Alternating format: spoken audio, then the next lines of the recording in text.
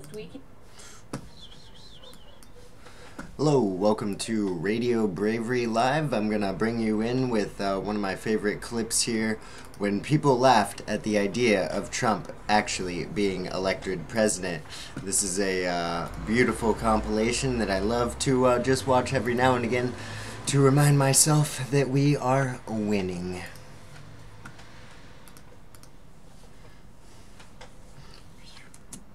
Just last week, he confirmed to the National Review that he is again considering a run in 2016. Do it. Do it. Look at me. Do it.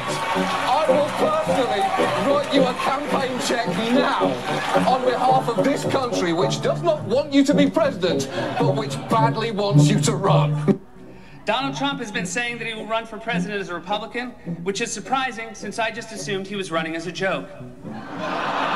Is that people think that Donald Trump is a clown. Donald Trump is a clown. I mean, does anybody seriously think that Donald Trump is serious about running for president? Donald Trump, you know, he's a clown. The likely moderator apparently believes that Donald Trump is a clown. Which Republican candidate has the best chance of winning the general election? Of the declared ones right now, Donald Trump.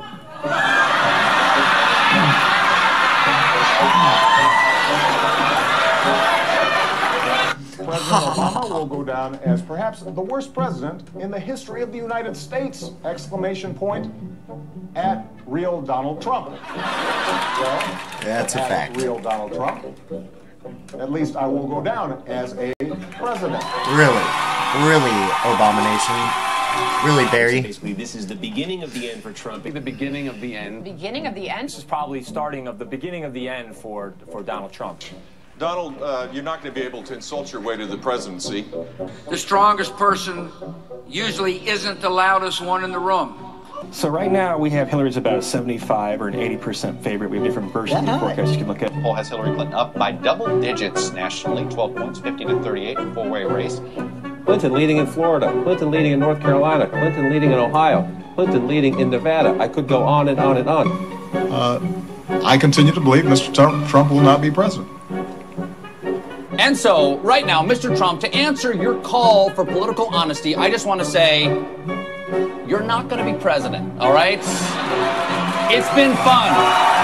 It's been great. I love you. But come on, buddy. We have a major projection right now. Donald Trump will take Ohio. And CNN projects Donald Trump will carry the state of Florida. Huge win for Donald Trump. Donald Trump, we project, will win in Kentucky, in Indiana, with its 11 electoral votes. West Virginia, Tennessee, Mississippi, South Carolina, Alabama, North Dakota, with its 3 electoral votes, and South Dakota, Texas, Arkansas, Louisiana, the state of Montana, North Carolina, Georgia, Iowa, Utah, Wisconsin, Arizona, Kansas with its 6 electoral votes, Nebraska with its 5 electoral votes, and Wyoming with its 3 electoral votes. Sorry to keep you waiting, complicated business. A lot of people have laughed at me over the years. Now they're not laughing so much, I'll tell you. Welcome to Radio Bravery Live. I'm your host, Justin Belshaw. We've got the Heavy bringing us in with How Do You Like Me Now? She's got a lot more Democratic votes there, but Virginia is a lot closer than I thought it would be. I want to bring in the chair.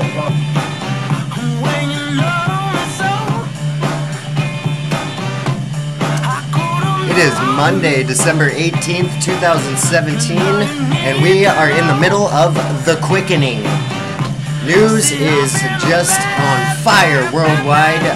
We have an incredibly long show today, incredible amounts of news. We live in a very awesome time, and if you don't know the real use of that word, then you should really look it up in a dictionary, and I'm not talking about Google. Get out a paper dictionary and look up the word awesome, because we are living in absolutely awesome times right now in the United States of America. Free people, free citizens, and a free republic, and we are really moving forward. This is The Quickening. This is Radio Bravery Live. I'm your host, Justin Belshaw. This is an incredible day to be alive. Merry Christmas. And I hope you are all feeling very blessed and grateful today, because I sure am. We have a lot of breaking news today. Let's start with the first very unfortunate news happening outside of Seattle in Tacoma, Washington, where my grandparents are from. It's a very unfortunate. Amtrak train derails in Washington, fatalities reported.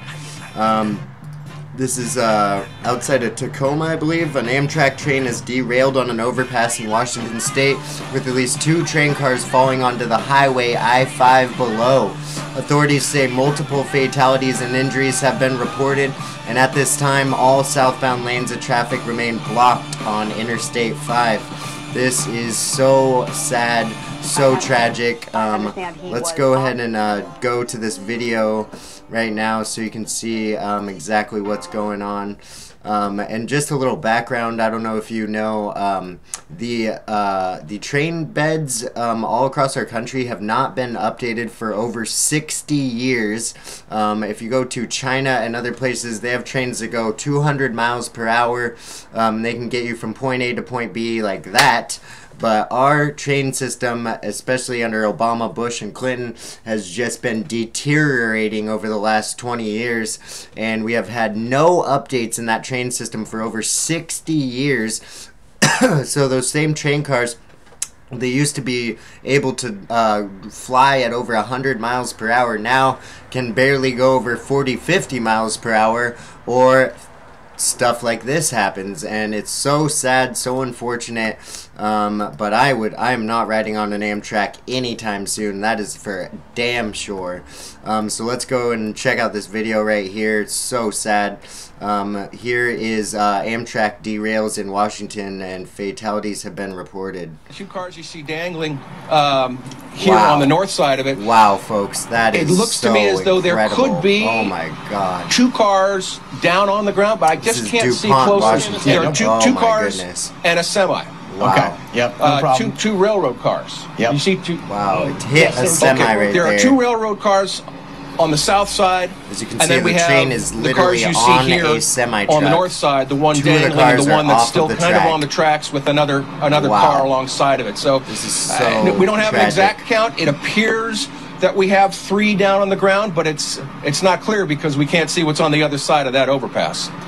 And Kevin, from your vantage point, and maybe Terry, who's behind the camera there with that extender on, and you're able to really get in there, have you been able to see anybody going on board trying to? This is breaking live news right now from Dupont, Washington. A short time ago told us they're You're watching RadioBravery live. Train cars now. Justin He did not know our connection covering hung up this with him when I Amtrak asked derailment, Dupont, Washington, just right outside of Tacoma, south of Seattle. It's not clear. We don't see any crews that are actually getting on board. We see some people on the track on the overpass. By the way, we just had 3 buses pull up here. It's not clear if these are here to transport passengers or not. We're going to see if we can give you a shot of those that just pulled up here at the scene. They're from Starline coaches. They were just escorted into this area. So it appears that those are going to be used to transport passengers. Possibly, we don't know at this point because we're having a difficult time getting information because the first responders, the Washington State troopers, and fire crews are, of course, very busy at this point trying to work this scene. So it's not clear why those are here, but they came in with an escort by the Washington State Patrol, and they are staging here back where we are, just about on the Mounts Road overpass. So we'll keep an eye on that and see what happens with those coming up. Kevin, we know they're taking the non-serious injuries. All right, we're going to play some sound for you now. Adrian Thompson was a passenger on the train, an eyewitness to the derailment that has left several people dead. We don't have numbers yet, but he was on the train. Let's listen to what he had to say. Oh my goodness. Terrified and said, she had like PTSD or something, and my immediate inclination was to try and help her and make her feel better and comfort her, even though I didn't know what was going to happen to us. Did you guys realize what was going on? I mean, like, obviously you guys didn't just crash, but did it hit something, or did that even appealed to you the first couple of times? I mean, I was so far behind the front of the train, I just initially thought, okay, it felt like the train that came off the tracks or something, it was just gonna slide and not be a big deal. But then the second part of the accident was like, you know, just a ricochet from there. At that point on, it was like we're turning and spinning, and the train. Multiple deaths reported. Again, this is live in Dupont, Washington right now. We are live. Amtrak derailment. At least 2 cars are hanging off the overpass onto I-5 South. I mean, it felt pretty immediate. The people here, like, I'm just feeling blessed because people here are so welcoming, so helpful. It was really quick when support came and came and got us and made sure we were okay. 77 have now been transported to hospitals. Right. Well, luckily, I didn't see anything too graphic or too traumatic. I just remember seeing it was sad because there's a lot of older people that were kind of hurt and you know, bleeding and everything. And yeah, I just checked myself out before I saw them, and so I just had a couple scrapes on my knees, you know, and when I saw some scrapes on people's faces, and you know, and could barely walk and everything, you know, there's even a dog, you know, on the train, and, you know, luckily the dog was okay. So you didn't see any deaths, though, did you?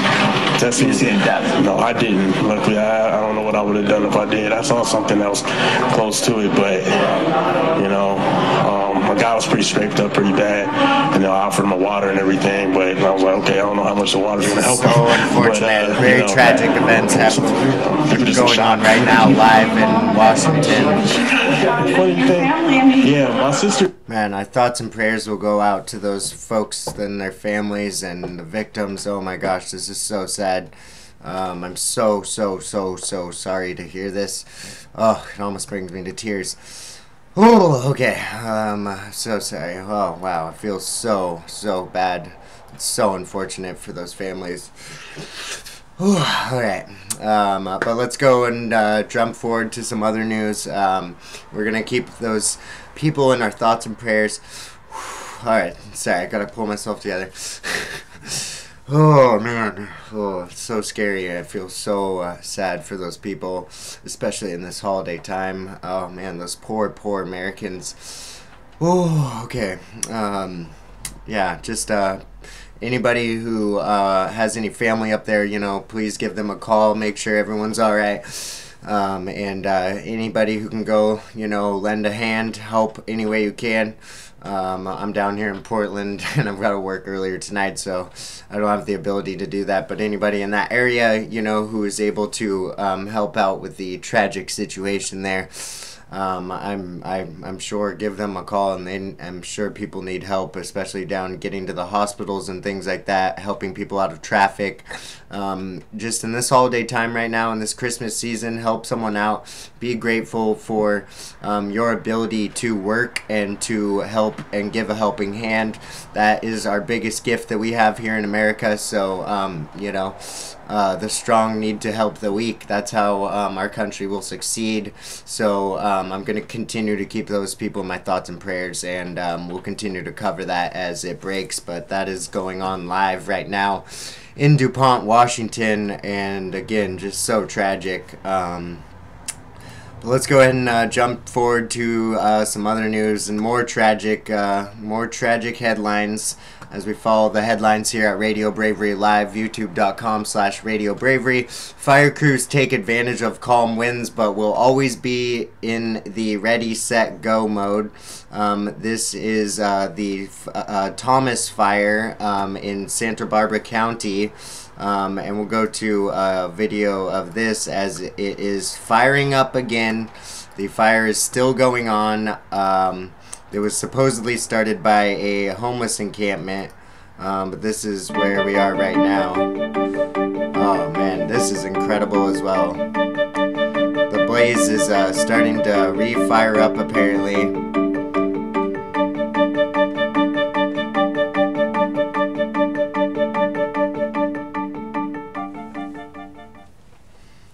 Here, I'll play this clip one more time. Wow. It's the third largest fire in California's modern history. Jeez.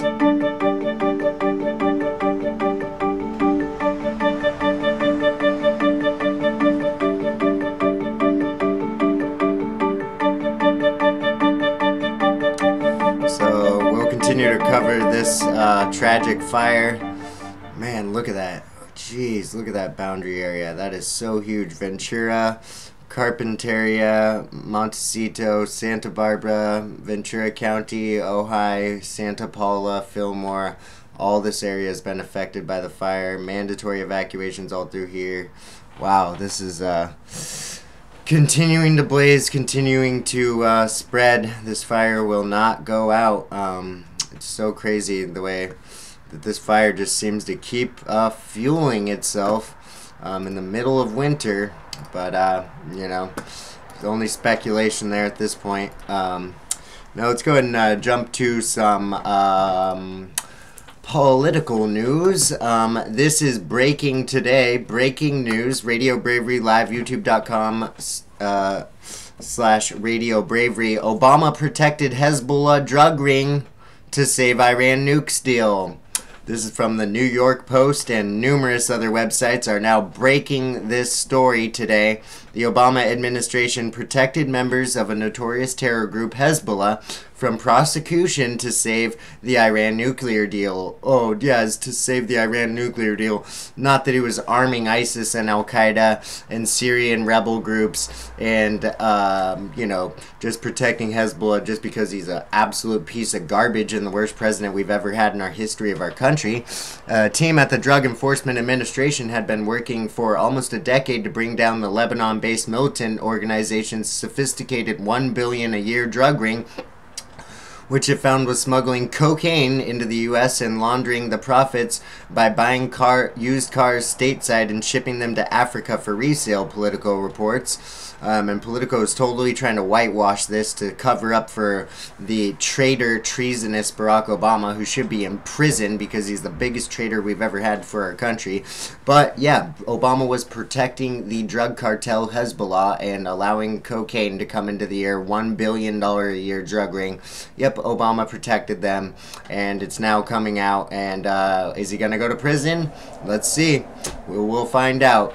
I think Trump needs to hire a special prosecutor for Obama now because he was protecting Hezbollah drug cartels. Yep, it is now breaking right now. Radio Bravery Live, YouTube.com /RadioBravery. But the Departments of Justice and Treasury delayed and rejected prosecution and sanctions requests from the team that had exposed the Iran-backed criminal network because the Obama White House feared rocking the boat with Tehran ahead of the deal, the site reports. This was a policy decision. It was a systematic decision. David Asher, who helped found the program for the Department of Defense, told Politico, they serially ripped apart the entire effort that was very well supported and researched, and it was done from the top down.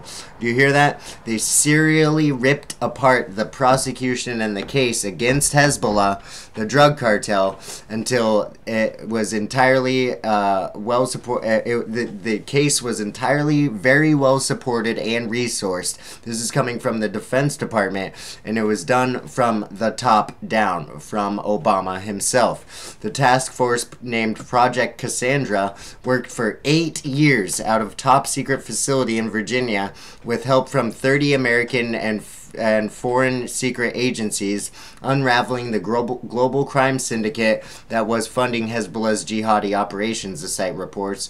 Among those the team sought to bring to justice were Abdullah Safadine, the group's envoy to Tehran, a shadowy operative nicknamed Ghost, who it considered one of the biggest cocaine smugglers in the world. Hezbollah operates like the Gambino crime family on steroids, Abdullah Safadine is like it's John Gotti, ex-DEA agent Jack Kelly, who created the task force, told Politico. Whatever Iran needs, Safadine is in charge of getting it for them. And this is coming out of Politico, folks, so don't try to tell me it's InfoWars. Don't try to tell me I don't go to real sources, because all I do all day long is go to Politico, New York Post, New York Times, LA Times, CBS News, CNN, The Hill, Axios, Fox News, Politico, Zero Hedge. These are all the links I'm going to cover today. There's like 2 from InfoWars. So don't try to give me that bull. This is breaking news. Barack Obama covered for and allowed Hezbollah drug cartel to continue operating in the U.S. and shut down the entire investigation against them. The Barack Obama administration repeatedly stymied efforts to prosecute Abdullah Safadine, even though the team had eyewitnesses willing to testify he'd overseen big weapons and drug deals, and ultimately shut Project Cassandra down once the nuclear deal was settled with Iran. And this is reported from Politico. They were a paramilitary organization with strategic importance in the Middle East, and we watched them become an international criminal conglomerate, generating billions of dollars for the world's most dangerous activities, including arms sales to ISIS. Arms sales to ISIS. Yeah, folks. Yeah, Barack Obama was funding the arms to ISIS and Al-Qaeda and allowing Hezbollah drug cartel to carry on their organization in the U.S. and Iran. This is all connected to Barack Obama, the worst president in the history of our country. Traitor-in-chief. They were a paramilitary organization generating billions, okay? An Obama spokesperson denied Project Cassandra was derailed for political reasons, noting several Hezbollah members were arrested on its watch. Oh, really? Really? I get the feeling people don't know what's going on in the broader universe, grasping at straws. The world is a lot more complicated than viewed through a narrow lens of drug trafficking. Oh yeah, so sometimes you just gotta allow billions of dollars of drug trafficking to go on, even if they're trading arms to terrorists in the process. Yeah, it's okay, Obama, don't worry about it, because you're doing it for the betterment of the country. Shut the hell up, you absolute treasonous traitor. It's disgusting that this guy is still not in prison.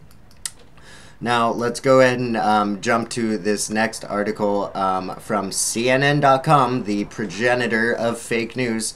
California fire resident says neighborhood looks like a war zone, and these pictures are incredible. You should check out that one. Let's see, next one I'm going to cover here is from thehill.com. This is from December 14th, so this is 3 days ago. Poll says 54% of Americans say Mueller has conflict of interest. Really? Really? Really? Really? You mean when he met on the tarmac with Russians to give them personally uranium at the request of Hillary Clinton? You mean when Robert Mueller was meeting with Russians on a tarmac and giving them a briefcase full of uranium stolen from Oregon? You mean then? The Russian collusion between Hillary and Mueller?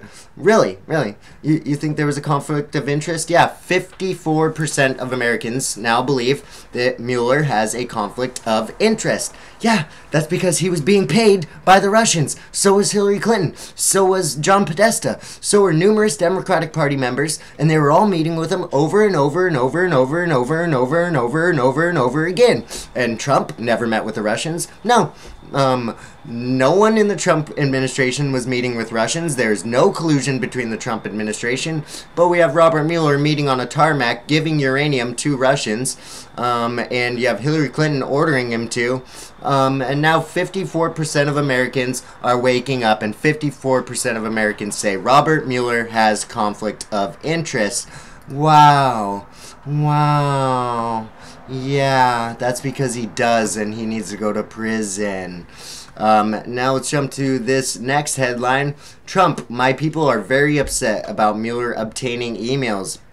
This is from Axios.com. Officials of President Trump's transition team plan to ask special counsel Robert Mueller to return many tens of thousands of transition emails they were content to unlawfully provided to him. But the prosecutor's office say emails being used in the investigation were improperly obtained. President Trump, returning to the White House on Sunday, said when asked about the emails, "Not looking good. It's not looking good. It's quite sad to see that. My people are very upset about it. I can't imagine there's anything on them, frankly, because, as we said, there's no collusion. There's no collusion whatsoever. A lot of lawyers thought it was pretty sad." A source close to Trump's transition, which still exists as a legal entity so it can shut down that once a 1,000-person operation, said the transition will send a letter to Mueller informing him that some of the emails are privileged and asking for their return. Because they were illegally obtained. The transition says it is willing to provide Mueller with vetted emails. Peter Carr, a spokesman for the special counsel's office, told Axios earlier this morning, "When we have obtained emails in the course of our ongoing criminal investigation, we have secured either the account owner's consent or appropriate criminal process." Republicans who have been raising increased questions about Mueller's office are prepared to argue that if emails were obtained by questionable means, that could taint and undermine the investigation. Axios reported yesterday afternoon that officials of Trump's presidential transition team, his office for the 73 days between the election and the inauguration, discovered that Mueller had obtained huge caches of emails from the General Services Administration, the government agency that hosted the transition's PTT.gov emails. We're told that the fight involves emails from the accounts of 12 officials, including members of the political leadership and foreign policy team. One of the accounts includes 7,000 emails. Trump officials discovered Mueller had the emails when his prosecutors used them as a basis for questions for witnesses, sources said. The transition emails are said to include sensitive exchanges on matters such as potential appointments, gossip about the views of particular senators involved in the confirmation process, speculation about vulnerabilities of Trump's nominees, strategizing about press statements, and policy planning on everything from war to taxes. Now, the reason why this is important, folks, is because it is all the Democratic Party operatives who are illegally obtaining and keeping and stealing this information, which are back and forths between people on the Republican side. So you have people strategizing in the Republican Party as normally legally done, you know, every day, and now you have illegally the other side taking all of that and trying to use it against them. Okay, so this is called blackmail, folks, and it's absolutely criminal. It's absolutely illegal, and Robert Mueller needs to go to prison. It's absolutely insane. So that article is from Axios.com. Trump, my people are very upset about Mueller obtaining emails illegally. Now let's go and move to another headline here from Fox News. Trump transition lawyer Mueller improperly obtained documents in Russia probe. A lawyer for the Trump presidential transition team is accusing special counsel Robert Mueller's office of inappropriately obtaining transition documents as part of its Russia probe, including confidential attorney-client communications, privileged communications, and thousands of emails without their knowledge.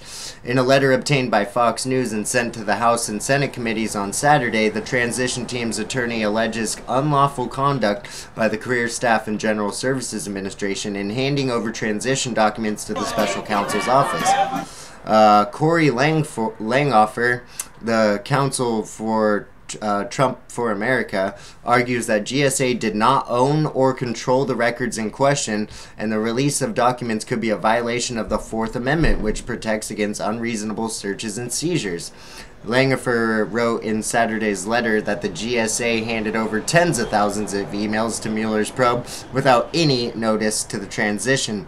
The attorney said they discovered the unauthorized disclosures by the GSA on December 12th and 13th and raised concerns with the special counsel's office. The Associated Press reported that GSA turned over a flash drive containing tens of thousands of records on September 1st after receiving questions from Mueller's office in late August. So more and more and more illegal activities coming out from the special counsel Bob Mueller as he illegally probes and steals emails from everyone. Here's another Axios.com article. Scoop, Mueller obtains tens of thousands of Trump transition emails. Then we've got this one from kqed.org. Trump denies rumor on the Hill of plan to fire Mueller. President Trump has continually, even though you have crazy Joe Scarborough saying that Trump's going to fire Mueller and that they're going to have a rise up and there's over 80,000 people ready to hit the streets if Mueller's fired, even though Trump has continuously denied rumors that he's going to fire Mueller. President Trump has denied a rumor voiced by Congressman Jackie Speier that he intends to fire special counsel Bob Mueller before Christmas. After returning to the White House from Camp David on Sunday, Trump was asked if he was considering dismissing the man investigating whether there was collusion between the president's Republican presidential campaign and Russian officials, according to the Associated Press. He answered, "No, I'm not," and did not further elaborate. Speier told KQED Newsroom on Friday that she believes Republicans are trying to shut down the House Intelligence Committee's probe into the Russian Why would they even do that when they have proof that Bob Mueller, Hillary Clinton, John Podesta, and numerous other people were meeting with the Russians hundreds of times, dozens of times in other cases. And oh yeah, they're trying to shut down the non-collusion that has no evidence. Why would they give a shit? No one cares about your stupid investigation. You have zero proof. The only thing you got Paul Manafort and Michael Flynn were things they did 12 years ago that has nothing to do with the election, nothing to do with the campaign. That's why this whole investigation is a joke. It is absolutely ridiculous.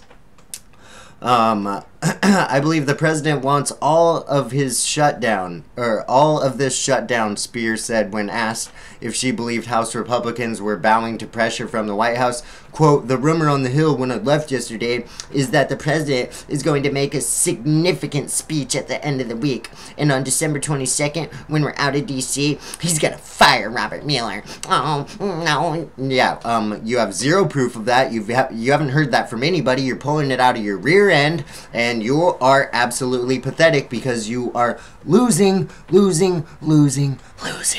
Because you are the colluders. You are the colluders.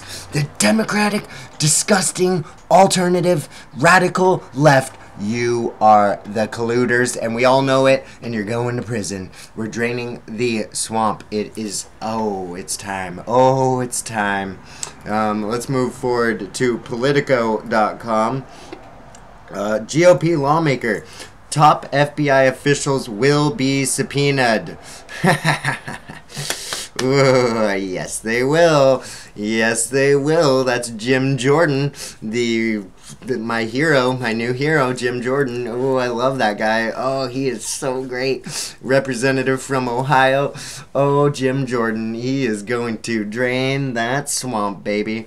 A Republican from the House Judiciary Committee said Saturday he's gotten a commitment from Chairman Bob Goodlatte from Virginia to subpoena top officials at the FBI and Justice Department in their ongoing inquiry into claims of bias against President Trump.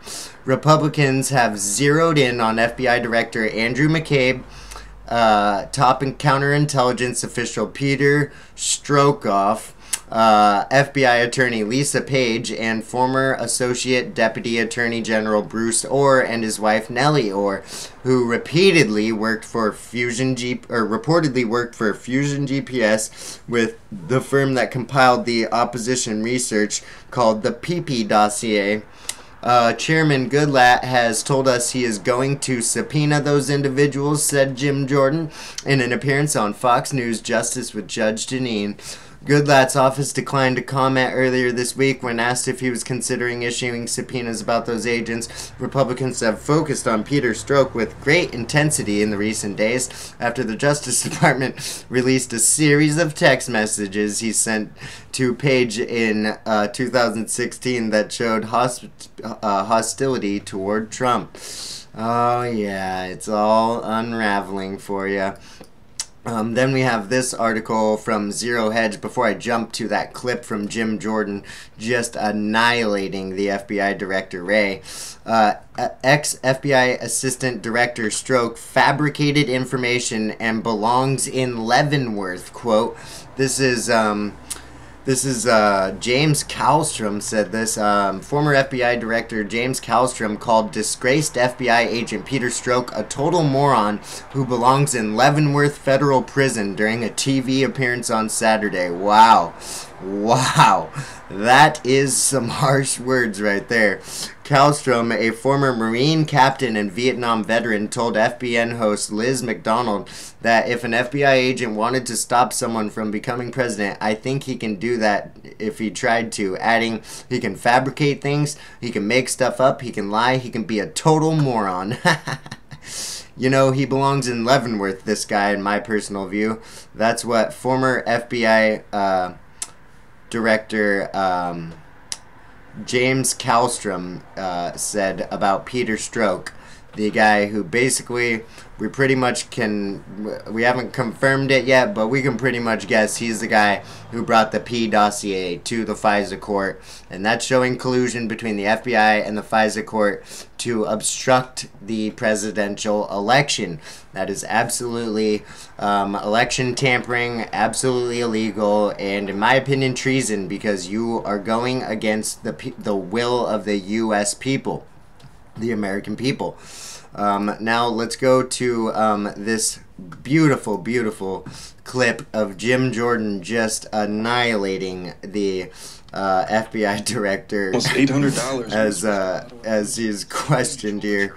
Oh, I love this clip. We played it here on Radio Bravery Live the other day, youtube.com/RadioBravery. Counterintelligence at the FBI. I don't remember his exact title, but I believe that's correct. And he's the same Peter Strzok who was a key player in the Clinton investigation, the same Peter Strzok who interviewed Cheryl Mills, Huma Abedin, participated in the Clinton Secretary Clinton's interview, and he's also the same Peter Strzok who now we know changed Director Comey's exoneration letter, changed the term gross negligence, which is a crime, to extreme carelessness. Is that the same guy?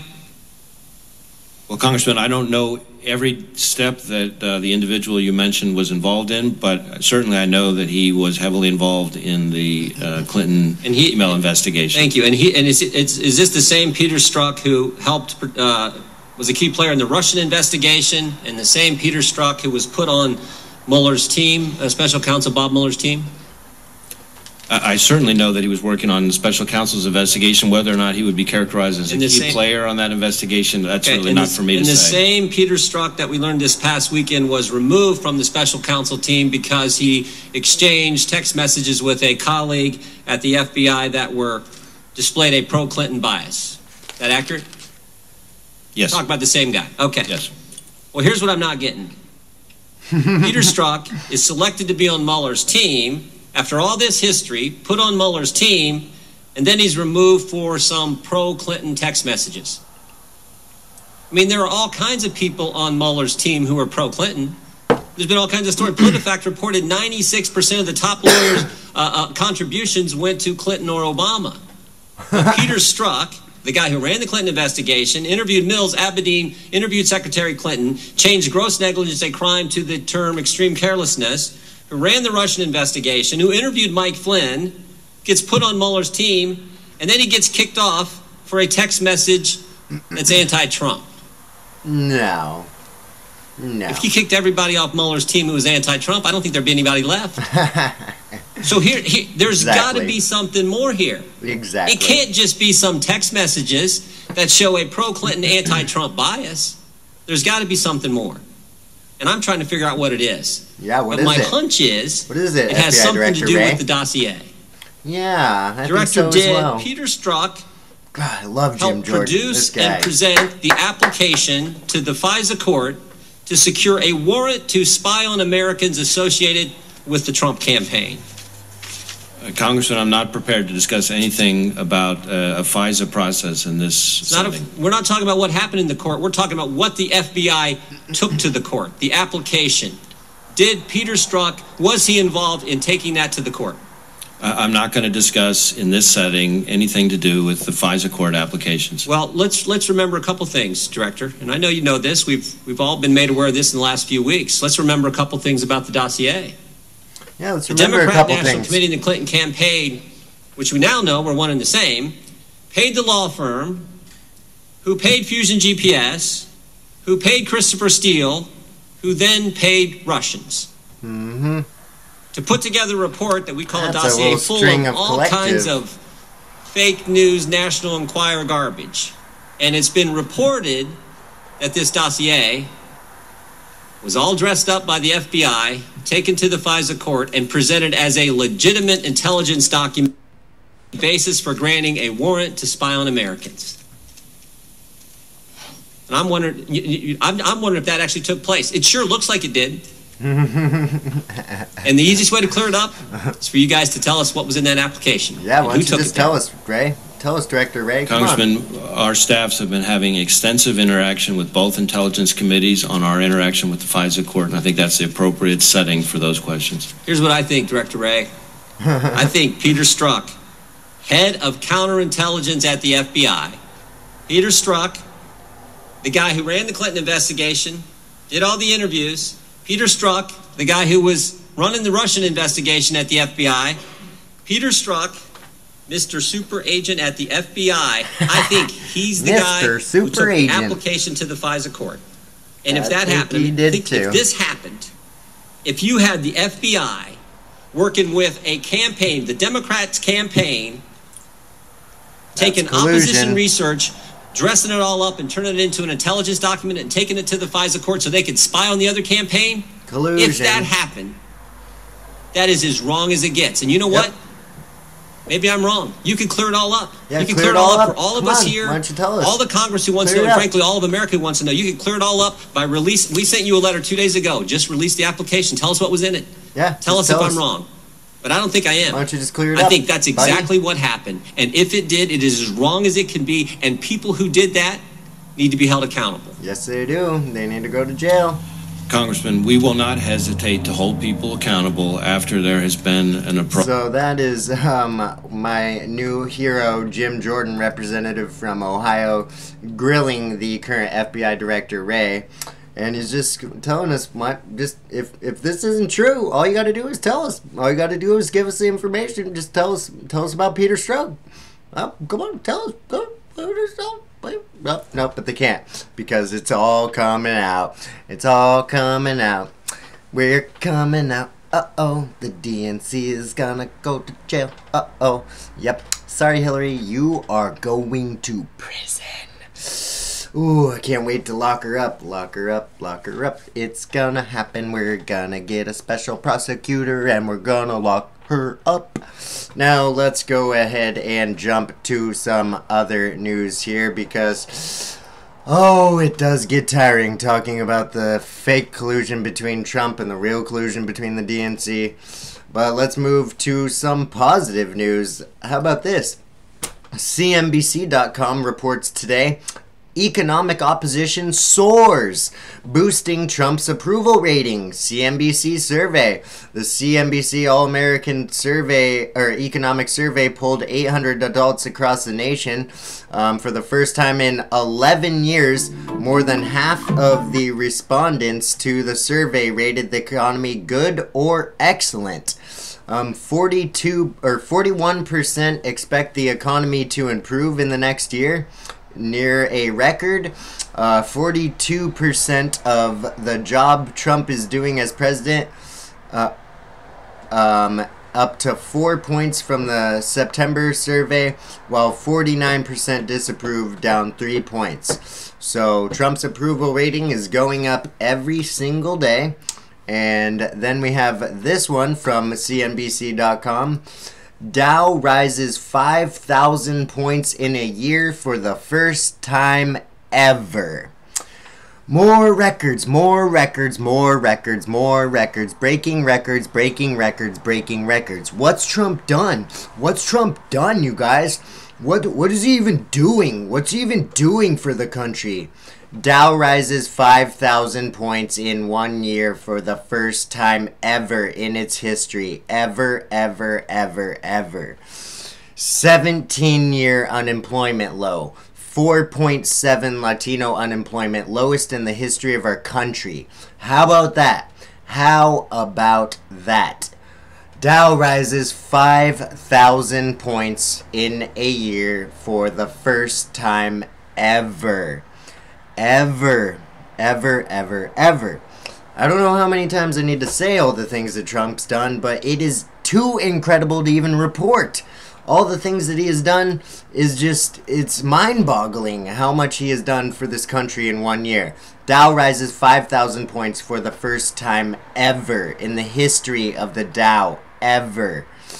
17-year unemployment low.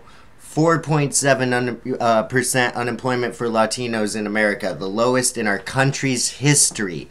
Record-breaking every single day. Making America great again. Actually. Like what Ronald Reagan wanted to do. Trump is doing it. Oh, man. It does get exhausting going over the same winning news every day. How about this? BuzzFeed editor. All I want for Christmas is full communism now. Oh, really? Haha. Wow. Well, at least they finally admit it. Well, you don't have to call BuzzFeed fake news anymore because now BuzzFeed is telling the truth. BuzzFeed editor. All I want for Christmas is full communism now. Oh, you gotta just... Oh, I hate to have to say I told you so, but wow.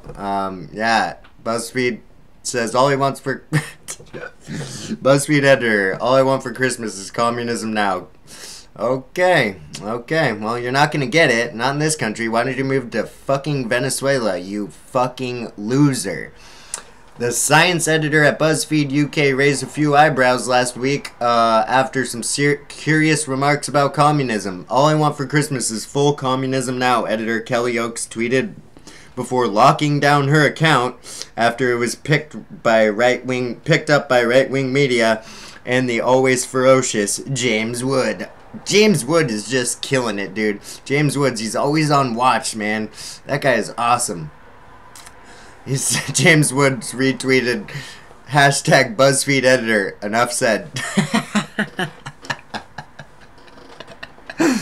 A spokesperson for BuzzFeed declined to comment on the matter.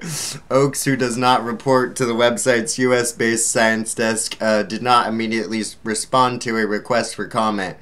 All I want for Christmas is full communism now. But I want it in the US, where I can get whatever I want, okay?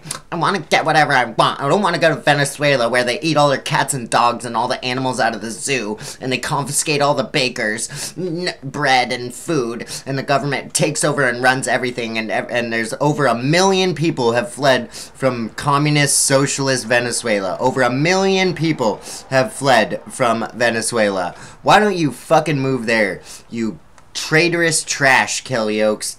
God, what a pathetic life's loser.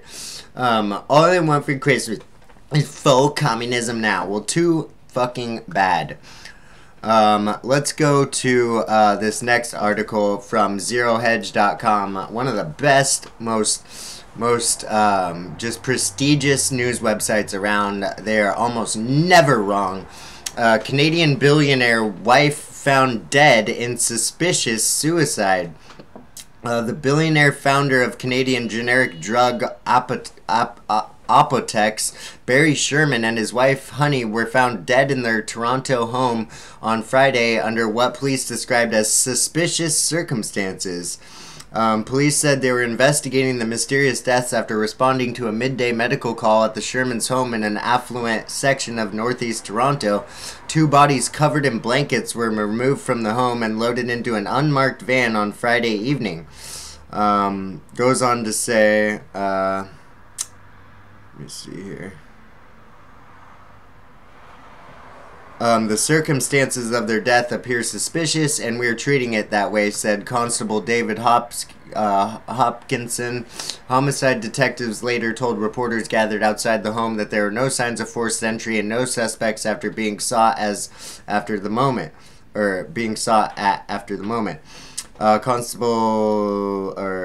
The Shermans recently listed their home for sale for nearly $7 million Canadian money, $5.4 million.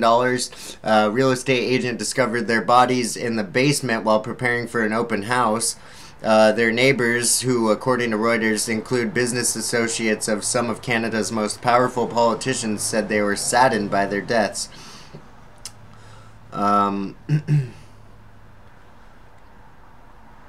But yeah, so we'll continue to cover that.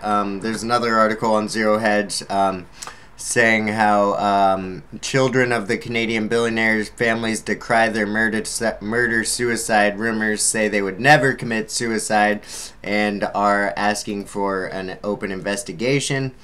So we'll continue to cover that as it unfolds. Let's go to the dailybeast.com. The 97 men and 1 woman taken down by the hashtag #MeToo movement. That's the headline on the dailybeast.com. Let's see if I can actually get this site to load, as it absolutely sucks. Come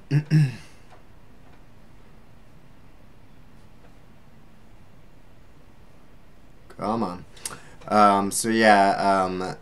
This hashtag #MeToo movement has now captured 97 people, and men and 1 woman, who have had accusations against them of sexual assault or harassment, mainly out of the political arena and Hollywood. Man, Daily Beast just sucks. Their website runs so slow. It's taking me 3 minutes just to scroll down the page. Okay. I don't know if they're actually going to give you the 97 names, but I thought they would have a list here. But some of these people have now committed suicide. Many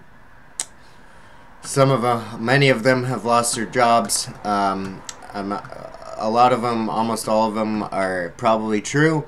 But there are definitely people who have lost their livelihood and futures because of simple accusations. So it's very interesting to see how this unfolds, and it's really going to rip apart and change the world for Hollywood. Let's go to this one. This is from shtfplan.com, shithitthefanplan.com. And the headline is Bombshell. The House is going to be rocked in the next 72 hours. Over a dozen congressional members may resign over sex scandals.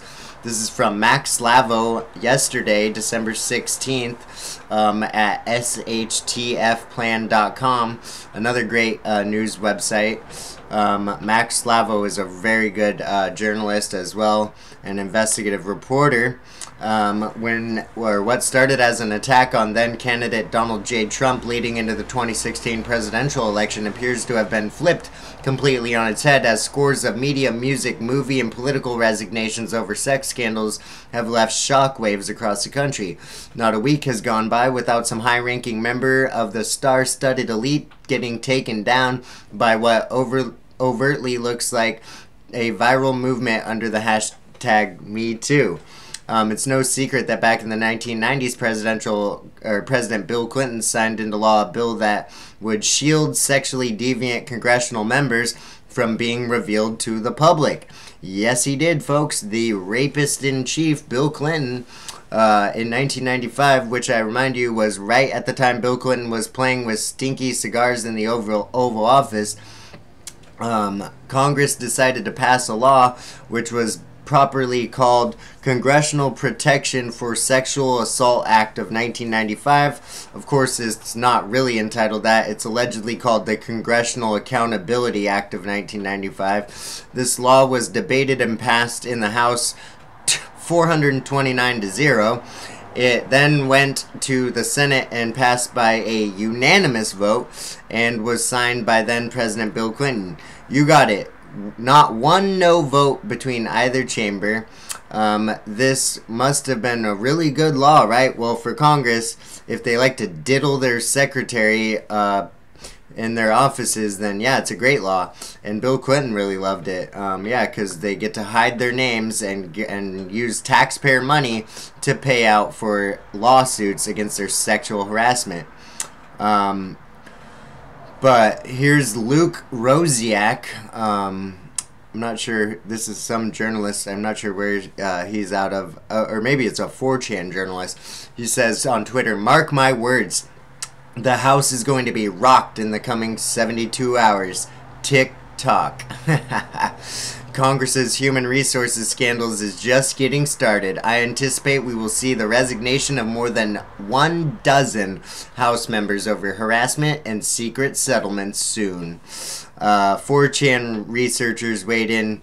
This reporter is legit. He was behind all the Awan scandal, reporting at Daily Caller. Highly respected, noticed by all the right people too. According to Lisa Bloom's blog, $750,000 for sexual assault claims story was held onto by Trump, his lawyers, and leaked by them. This is responsible and probably even true, even if she hates them. So why did Trump release that $750,000 story? He likely had that saved for 9+ months. He often saves up his attacks for the right moment, and maybe he knows the House is about to get rocked in the next 72 hours as well. Goes on to say on 4chan, remember the stories yesterday about suddenly Paul Ryan is about to retire from the House in early 2018? Convenient timing, eh? Yeah. Oh, I love seeing the swamp drained. Oh, it is good. It is satisfying. Convenient timing, huh? Might be him publicly surrendering from a huge sex scandal, swamp drainage, aiming to leave gracefully with his reputation still intact, so he has a chance in the business world. Weren't Cochran and McCain also hospitalized 2 days ago? Oh, yes, it's all gonna come out, folks. So this was on the 16th, and it's now the 17th. So we will be covering, just like on the edge of my Radio Bravery seat here. Oh, just waiting the next 48 hours as this info comes out, and we may see over a dozen congressional members resign for their sex scandals, just like Frankenstein. Ha ha ha ha ha ha. Winning. That's what it's called. That's what it's like to be winning. And you know what you gotta do to be winning? You gotta be on the good side, folks. You gotta be on the good team. You gotta be a good person, not a rapist and a sexual assaulter. So that is some awesome breaking news.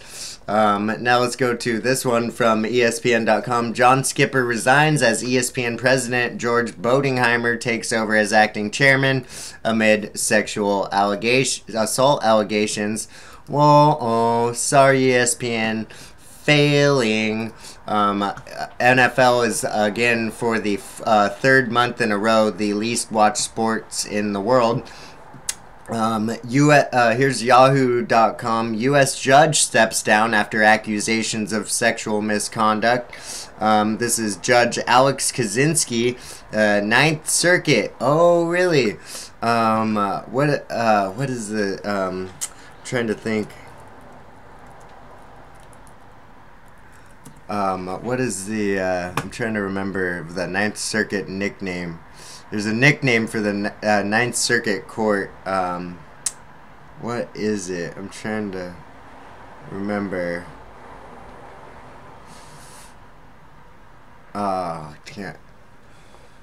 I can't think of it. They've got some. Roger Stone was talking about a hilarious nickname that they have for the Ninth Circuit in San Francisco. The most pathetic circuit court in the country. Just a bunch of scumbag, fake liberal losers.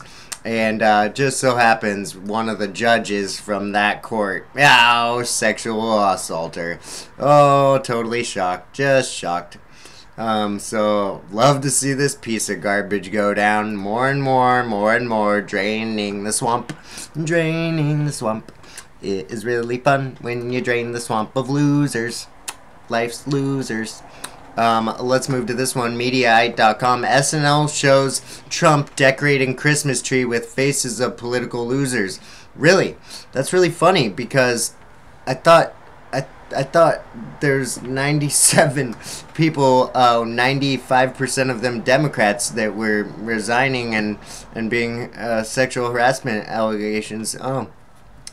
Oh, but Trump's the loser. Yeah, Trump's the loser. And Trump's only surrounds himself with losers. Really? Is that why the Dow just broke 5,000 in 1 year, 5,000 points for the first time ever? Is that why we have a 17-year unemployment low? Is that why Latino unemployment's at 4.7%, the lowest it's ever been in the history of our country? Is that because Trump's losing, or is it because you are a bunch of losers and you want to project your losing onto everyone else? It doesn't work anymore. We are winning, and we're not going to watch your stupid SNLs. SNL ratings are lower as well, and no one's watching. No one's watching CNN, MSNBC, Saturday Night Live, Fox News, NFL. You all try to go against our president, and you... And that's the way it goes, because you're the swamp and no one likes you. You're done. You're done. Just fade off. Fade out, because we're taking our country back. We're taking our freedom back, and we are the majority. We're sick and tired of you and your lying. Stop deceiving the public. We are awake, and we're tired of your lies. Here's Breitbart.com. Hillary Clinton, GOP agenda fanning the flames of white supremacy and misogyny and homophobia. Wow, really? Really, the woman who wants to divide the entire country on race and sex and gender, it's the GOP. This is what these people do. They blame everything they do on everyone else. They blame everything they do, and they call us everything they are, and it all comes out that it's all them, and they blame it on us. But it is you, Hillary Clinton. Go to prison. Go to prison. Hillary for prison. 2017. Lock her up. Lock her up now. It's been far too long. Sessions, you're gonna get fired if you don't lock her up. That's a fact. You need to do it now. Let's go to this pathetic clip from the bitter loser, the bitter clinger who can't let go of everything, and has no grasp on reality. This is Hillary Clinton on Ellen DeGeneres, the other failure. That was amazing. Yeah, what a great guy. What a brave man. Yeah. Hi. God, hi. she's disgusting. What a demon. Yeah, it seems like the last time I saw you, you said we were going to do the show in the White House, and we were all excited about that. We would have. I thought you said we were going to do this in the White House. I thought I was going to take my elbow pads and my man suit to the White House. What? I thought we were going to... why are you in the White House? Why are you in the White House, Hillary? I'm going to do that. Yeah. Well, it didn't work out that way. No, it didn't. So no, it didn't. Yeah, the American people spoke. Yeah, thanks. You couldn't fraud. You can take it from Bernie, but you couldn't take it from Trump. Well, but I'm trying to stay in a really positive frame of mind. I always say, really? People ask me, "How are you?" I say, "Well, as a person, I'm okay, but as an American, I'm really concerned. I'm a little tiny less concerned after Alabama." You're a scum, Hillary Clinton. A great example of people understanding what was at stake and working hard and actually turning out and voting. Nothing is more important than that. Yeah. So it was positive. Yeah, that showed that.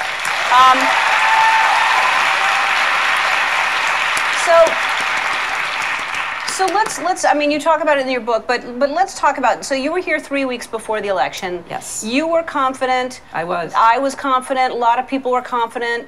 I mean, it seemed like it was a for sure thing. You thought you could steal it. You really did. What happened? What was going through your mind? What was going through your mind, huh? Well, it's one of the reasons. Was anything going through your mind at all? Because I didn't know what happened. I was you know, I knew there were certain factors at work, and after the election, I learned a lot more about the impact that they had. I mean, it was a perfect storm. I mean, there were a lot of currents of resentment and anger about all kinds of things in the country. There was a lot of sexism and misogyny, which now thankfully we're kind of pulling out of the dark and talking about. There was voter suppression, people trying to prevent other Americans from being able to voter suppression. Oh, you mean how you suppressed all the Bernie voters, all the people who actually wanted Bernie as the candidate for the DNC? You mean those voters suppressed? Those voters who were suppressed? I think that was you goddamn liar. This woman is preying on you. This woman is preying on your sad mind, and you need to really wake up. We need to have stronger. You need to have stronger will than that, people. The people who still support Hillary Clinton, you are absolutely lost. You are absolutely lost. This woman is preying on you. She is lying to you. She stole the nomination from Bernie, and she's still continually saying lies after lies after lies. White supremacy, misogyny, homophobia, voter suppression. All you. There was the FBI's intervention on October 28th after I Saw You, which had a devastating effect because, you know, people thought, oh my gosh, I can't vote for somebody who's, you know, once again under FBI investigation, even though there was, again, nothing to it. And then there were the Russians, and the Russians were... Oh, the Russians that you had Bob Mueller meet on the tarmac with? That you gave the uranium to? Those Russians? Is that who you're talking? The ones that you were colluding with? This is just pathetic. Go and check out that headline in full video at Breitbart.com. It is a real doozy of absolute pathetic desperation. Now let's go ahead and go to this article from the San Francisco Gate, sfgate.com. Residents flee as flames approach wealthy California enclave. This is more images of the fire here in California, the Thomas fire. Here, I'll show you some of those images just so we can go over that. I don't know why I mixed up all these California articles here back and forth, but these are some pretty incredible images I thought you might want to check out. Because this just continues to blaze, continues to go on all over. There's been one person who's been killed, at least over 30 prized racehorses, and millions and millions and millions and millions of dollars worth of damage. And there is some speculation now that this could be in connection to the Chinese government trying to buy up all of this dead property now, because they're buying up a lot of California. They own almost all the Hollywood studios in California now, and so there are a lot of different speculative theories about who might potentially be gaining from these fires. But these, oh man, these images are just incredible. Look at that. Wow. It is very devastating, very sad. California is burning. It continues to burn, just like Hollywood, just like the swamp. And it, wow. These pictures are pretty amazing. It's very, very unfortunate.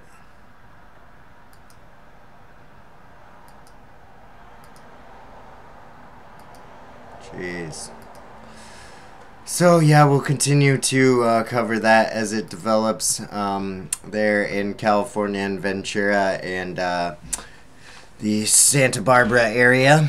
Now let's go to mercurynews.com. This is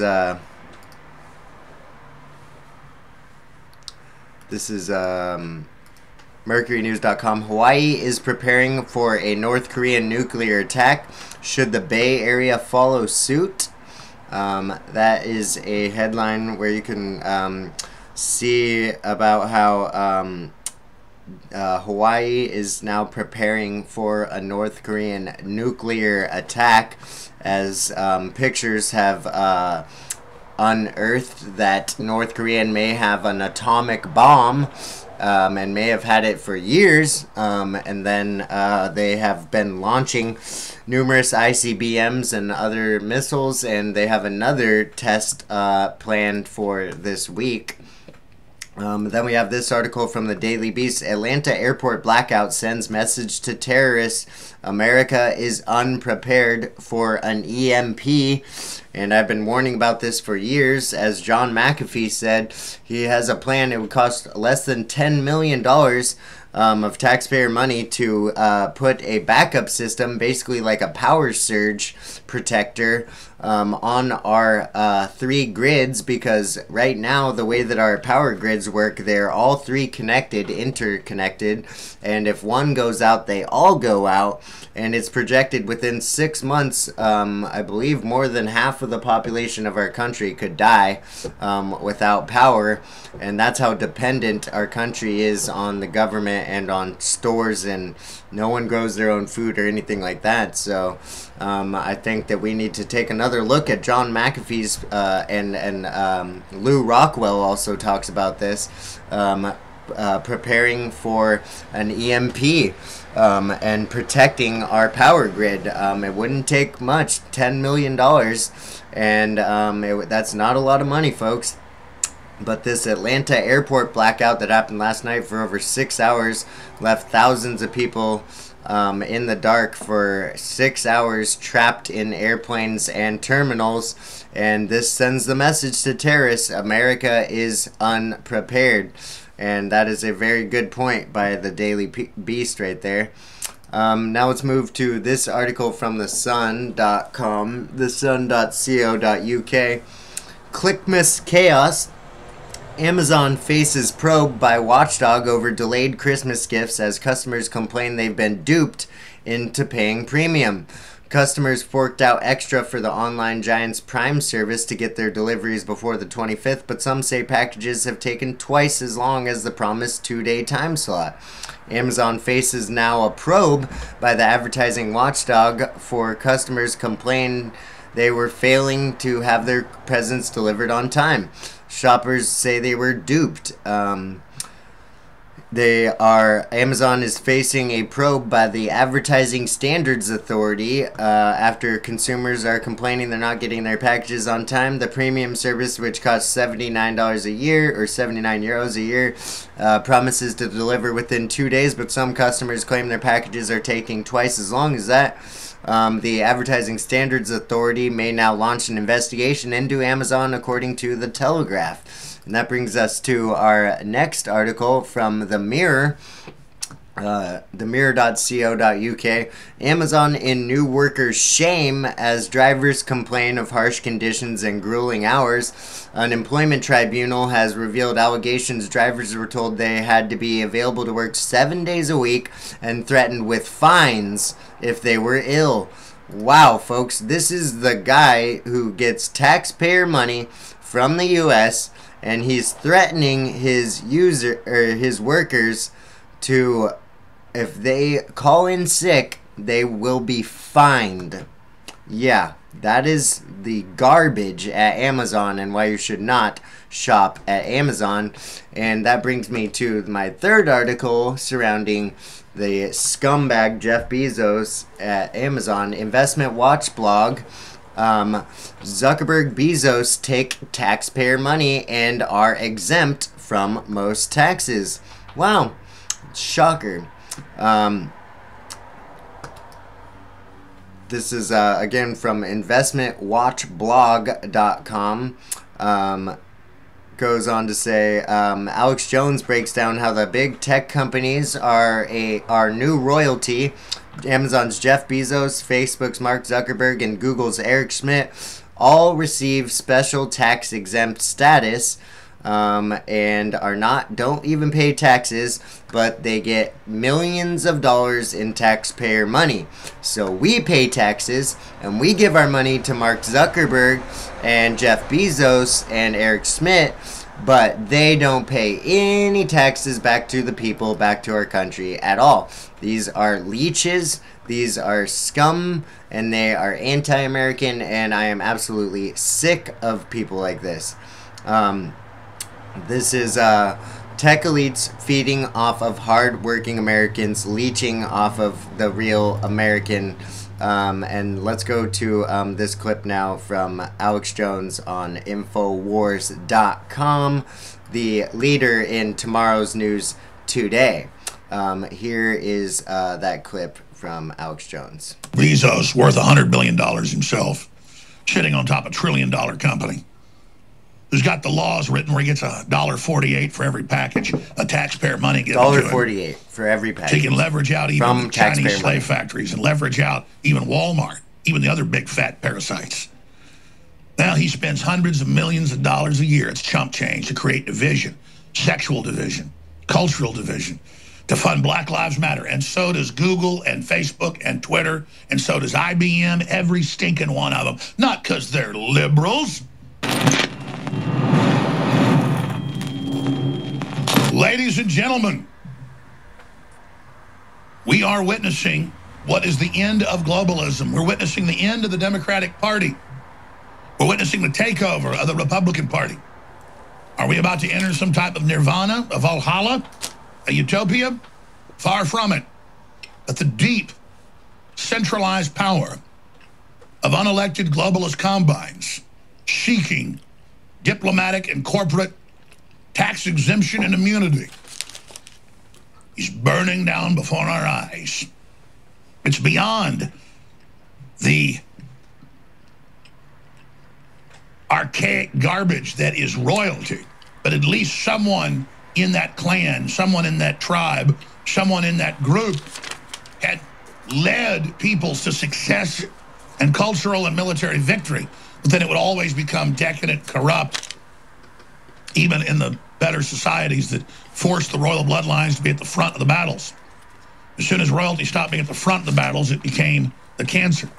But now global corporations, tax exempt, taking control of governments to suck dry populations and then have a rearguard action of political correctness, getting everybody to racially fight with each other. That's all this is. And it's in the WikiLeaks, and it's in the government documents. How does a Jeff Bezos, worth $100 billion himself, sitting on top of $1 trillion company, who's got the laws written where he gets $1.48 for every package of taxpayer money given to him, so he can leverage out even the Chinese slave factories and leverage out even Walmart, even the other big fat parasites. Now he spends hundreds of millions of dollars a year, it's chump change, to create division, sexual division, cultural division, to fund Black Lives Matter. And so does Google and Facebook and Twitter, and so does IBM, every stinking one of them. Not because they're liberals. Their executives are some of the most hardcore, anti-human people. They're beyond racist. They're so elitist that their factories are always amongst the most vicious and hateful, mass suicides and just forced drugging and abortion.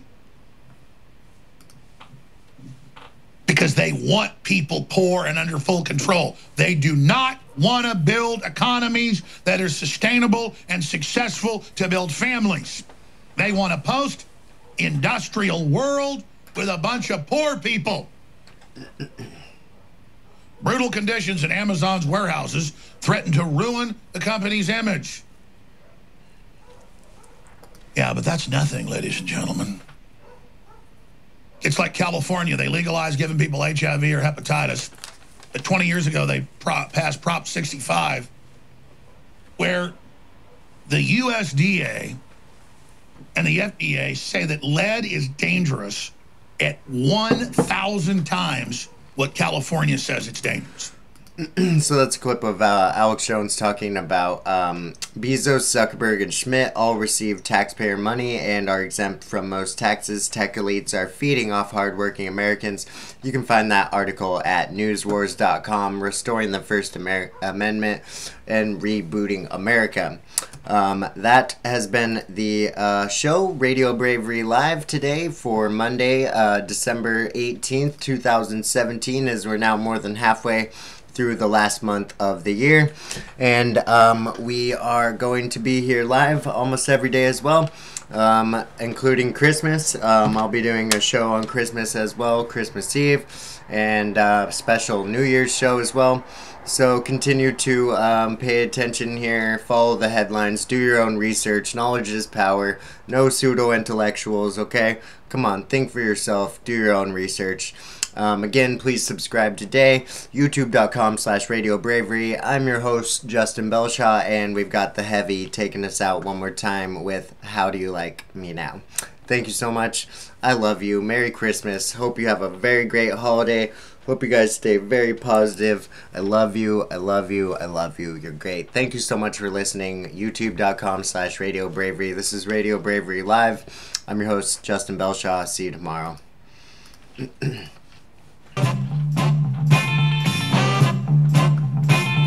Find something to be grateful for. Do something for someone else. Love everybody.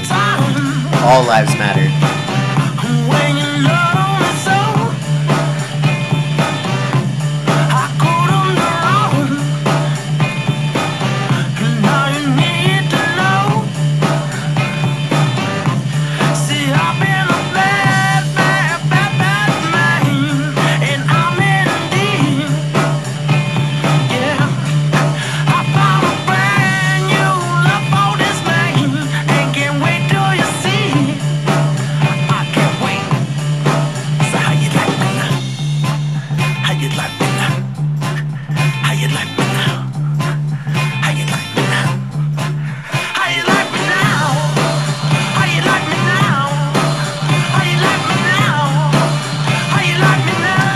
Heavy.